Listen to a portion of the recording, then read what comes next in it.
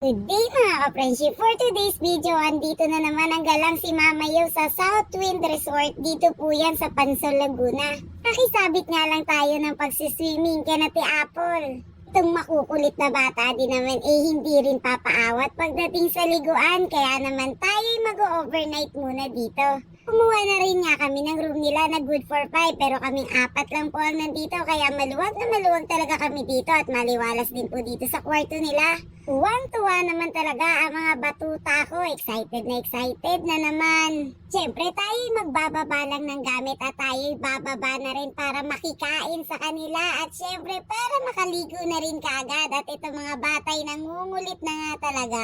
Ligong-ligo na kaya naman pagkatapos namin kumain, diba, lub-lub naman talaga agad. Marami nga rin po kayong pagpipilian ng mga rooms nila dito at syempre marami rin po kayong pagpipilian ng mga pools nila dito.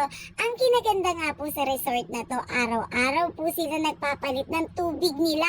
Kaya naman sigurado kayo na malinis talaga lahat ng pools nila dito. Ililinis naman talaga nilang maigi yung mga pool bago nila palitan ng tubig at ang kinaganda pa nga dito, marami nga po silang bantay dito na nakatingin talaga lalong-lalo na sa mga bata. Pero mas mabuti pa rin talaga kung babantayan nyo rin ang mga anak nyo lalo na kung maliliit pa yan pagkakukulit naman talaga. Dahil overnight nga kami dito, syempre hanggang kinabukasan kami, charis! At pagkagising nga ng mga bebe ko, diba, ligo agad ang hinanap. Natamad pa nga akong bumangon at ang sarap talagang matulog kapag nasa ganitong lugar ka kaso mga bebe ko nagyayaya na nga agad maligo.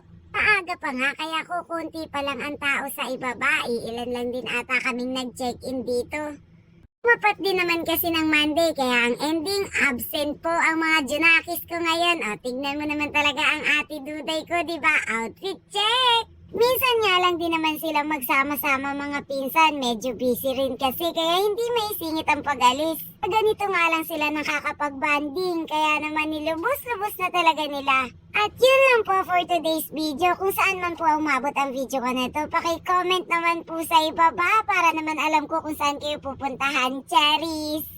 Maraming salamat po and bye!